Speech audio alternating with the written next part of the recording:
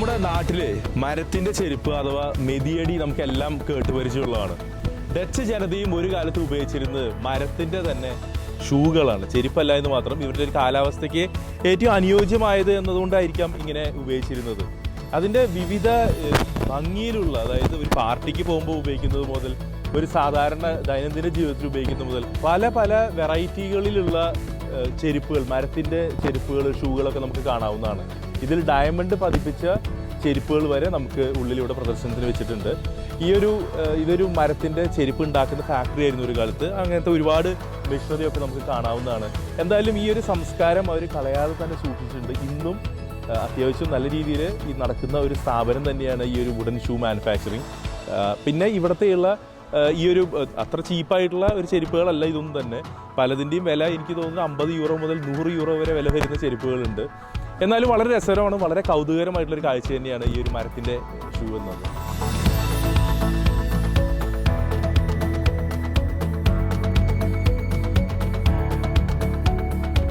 പണ്ട് കാലത്ത് ഈ ഒരു മരത്തിൻ്റെ ഷൂകൾ നിർമ്മിക്കാനായി ഉപയോഗിച്ചിരുന്ന മെഷീനറികളാണ് ഇതെല്ലാം. അതൊക്കെ സൂക്ഷിച്ച് വെച്ചിരിക്കുകയാണ് ഈ മ്യൂസിയത്തിൽ. ഇന്നും ഇതിൻ്റെ മാനുഫാക്ചറിങ്, ഇതിൻ്റെ പ്രൊഡക്ഷൻ നടന്നുകൊണ്ടിരിക്കുന്നുണ്ട്. അത്യാവശ്യം വില കൂടിയിട്ടുള്ളത് തന്നെയാണ്. ഇത്തരം കണ്ടറിയാം, വളരെ ചെറിയ ഒരു ഷൂവിന് അധികം വലിയൊരു ഷൂ അല്ല ഇത്, പക്ഷെ നല്ല വെയിറ്റ് ഉണ്ട്.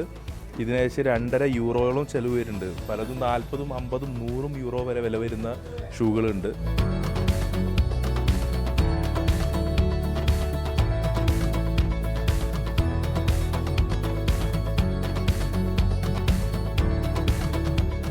ആംസ്റ്റർഡാമിൽ നിന്നും അരമണിക്കൂർ യാത്ര ചെയ്താൽ നമ്മൾ ഡച്ച് സംസ്കാരത്തിൻ്റെ ഒരു നട്ട്ഷെല്ലുള്ള രൂപം നമുക്ക് കാണാം.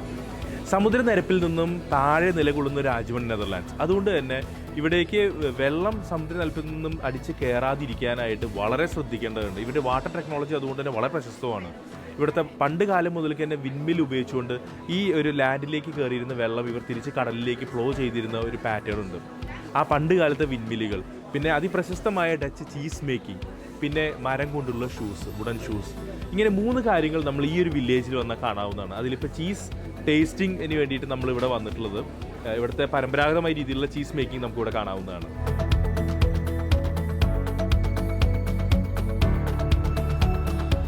വളരെ സ്വാദുള്ള ഒരു ചീസാണ് ഇവിടുത്തെ ഡച്ച് മാതൃകയിൽ പരമ്പരാഗതമായി നമ്മൾ ഇവിടെ ടേസ്റ്റ് ചെയ്തിട്ടുള്ളത്. ഒരുപാട് ആൾക്കാർ ഇവിടെ എത്തുന്നുണ്ട് എല്ലാ ദിവസവും. ഇന്നൊരു വർക്കിംഗ് ഡേ ആയിട്ട് പോലും ഒരുപാട് ടൂറിസ്റ്റുകൾ ഇവിടെ കാണാവുന്നതാണ് ഇതിൻ്റെ ഒരു സ്വാദ് നുകരാനായിട്ട്.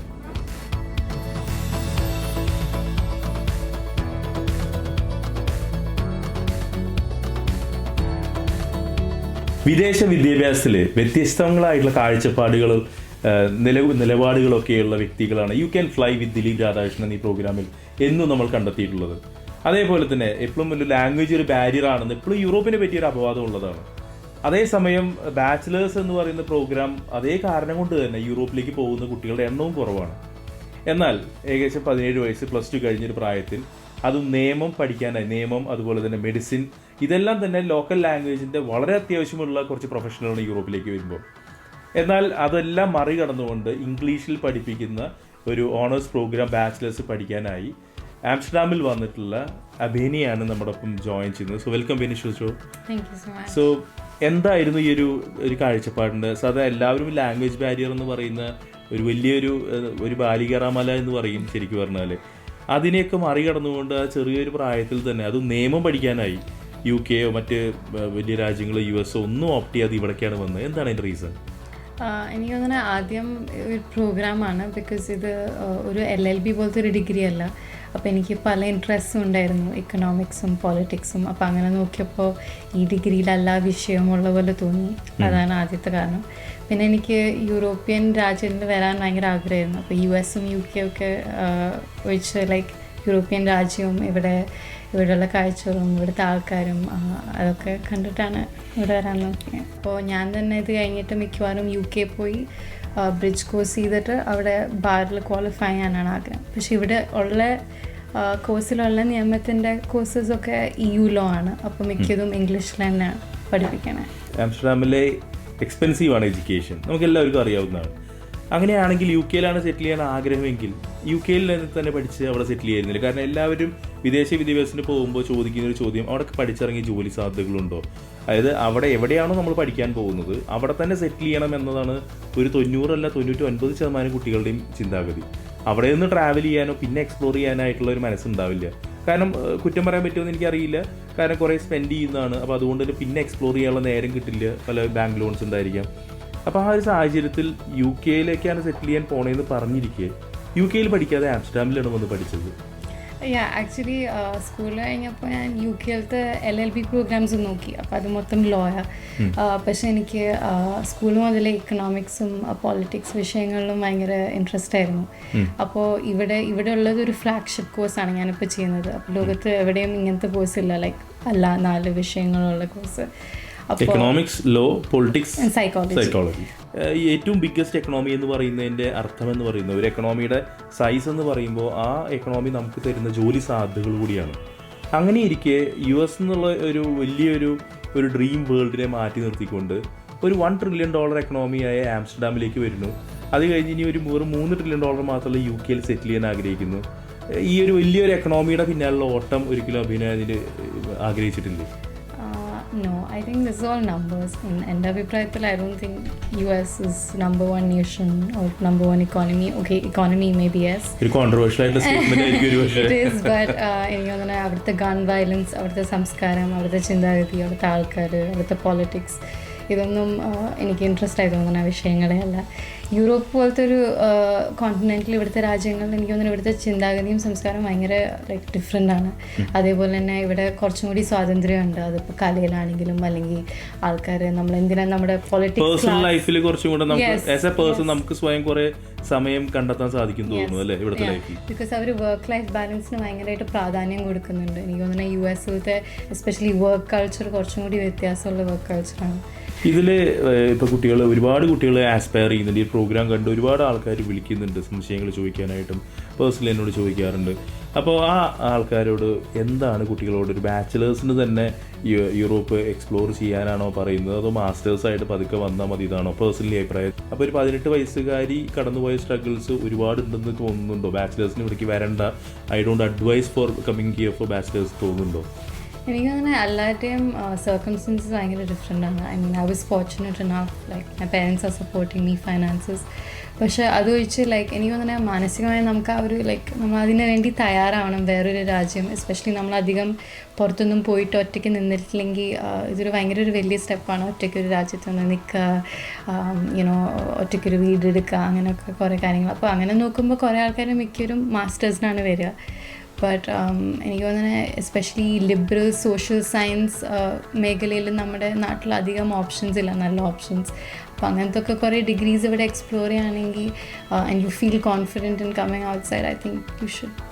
സോ ഇതൊരു പാഠം തന്നെയാണ് ശരിക്കും പറഞ്ഞാൽ. മലയാളി കുട്ടികൾ എന്നും മലയാളികൾ വളരെ ഡൈനാമിക്കും അഗ്രസീവായിട്ടുള്ള ആൾക്കാരാണ്.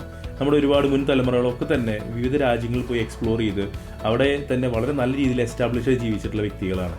അപ്പോൾ എനിക്ക് തോന്നുന്നു ഇംഗ്ലീഷ് സ്പീക്കിംഗ് രാജ്യങ്ങൾ എന്ന് പറഞ്ഞുകൊണ്ട് നമ്മൾ ഒരുപാട് മാർക്കറ്റ്സ്, ജോബ് ഓപ്പർച്യൂണിറ്റികൾ നമ്മൾ തള്ളിക്കളയാൻ പാടില്ല. സോ അങ്ങനെ തള്ളിക്കളയാതെ തന്നെ ഇവിടുത്തെ ജോബ് ഓപ്പർച്യൂണിറ്റീസും ഈ മാർക്കറ്റിൻ്റെ അഡ്വാൻറ്റേജസും ഇവിടുത്തെ ആളുകളുടെയൊക്കെ നേച്ചറും എല്ലാം തന്നെ ഇഷ്ടപ്പെട്ടുകൊണ്ട് ഇവിടെ വന്ന് പഠിച്ച അഭിനയാണ് നമ്മളൊപ്പം ജോയിൻ ചെയ്തത്. എന്തായാലും ഒരുപാട് ഇൻഫർമേഷൻ നിയമപരമായിട്ട് നമുക്കറിയാം. നിയമം എന്ന് പറയുന്നത് എല്ലാ രാജ്യങ്ങളിലും തന്നെ ലോക്കൽ ലാംഗ്വേജ് ആവശ്യമുള്ളതാണ്. എന്നാൽ അതിലും നമ്മൾ നല്ലോണം റിസർച്ച് ചെയ്താൽ ഒരുപാട് കോഴ്സസ് ഇങ്ങനെ കണ്ടെത്താൻ സാധിക്കും.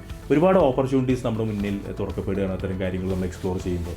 എന്തായാലും ഇത്രയും ഇൻഫർമേഷൻ തന്നതിന് thank you so much and thank you so much for joining the show. Thank you so much. Thank you.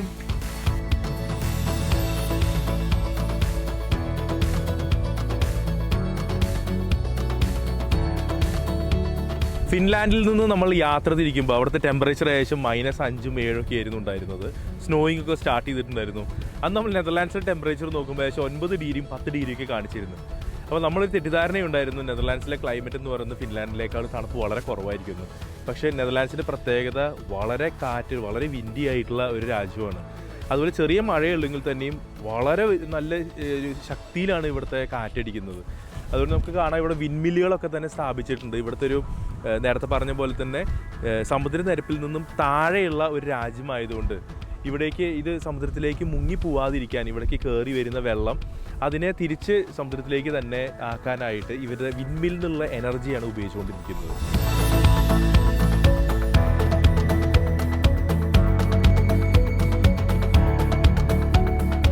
നമുക്കറിയാം ഇവിടുത്തെ ഏറ്റവും എബഡൻ്റ് ആയിട്ടുള്ള ഒരുപാട് ധാരാളം ലഭ്യമായിട്ടുള്ള പവറിൻ്റെ സോഴ്സ് എന്ന് പറയുന്ന കാറ്റ് തന്നെയാണ്. നല്ല ശക്തമായുള്ള കാറ്റ് ഇവിടെ ലഭിക്കുന്നതുകൊണ്ട് തന്നെ വിൻമില്ലുകളുടെ ഒരു സാന്നിധ്യവും അതേപോലെ തന്നെ ഇവിടുത്തെ കളറിങ്ങിനും മറ്റും ഉപയോഗിക്കുന്ന പിഗ്മെൻസിനെ ഉണക്കാനായിട്ടും ഇവർ ഈ കാറ്റിന് ഉപയോഗിക്കാറുണ്ട്. അതായത് ഈ കടൽ തീരങ്ങളിൽ ഇങ്ങനെ സ്റ്റോറേജ് ഷെഡുകൾ പണിത ശേഷം പണ്ട് കാലങ്ങളിലെ കാര്യമാണ് പറയുന്നത്, അന്ന് ഈ ഒരു പിഗ്മെൻറ്റുകൾ ഉണക്കാനായിട്ട് കളറിങ്ങിനായിട്ടും മറ്റു ആവശ്യങ്ങൾക്കായിട്ട് ഉപയോഗിക്കുന്ന പിഗ്മെൻറ്റുകളെ ഉണക്കാനായിട്ട് ഇതുപോലത്തെ ഷെഡുകൾ സ്റ്റോർ ചെയ്ത് കാറ്റിൻ്റെ ആ ശക്തമായിട്ടുള്ള കാറ്റിനെ അവർ ചാനലൈസ് ചെയ്ത് ഇതിലൂടെയാണ് കൊണ്ടുപോയിരുന്നത്. അങ്ങനെ ഒരു എല്ലാ രീതിയിലും ഇവിടെ ഏറ്റവും അധികം എബഡൻ്റ് ആയിട്ടുള്ള വിൻഡ് എനർജിയെ പല രീതിയിൽ ഈ ഡച്ച് ജനത ഒരു കാലത്ത് ഉപയോഗിച്ചിരുന്നു.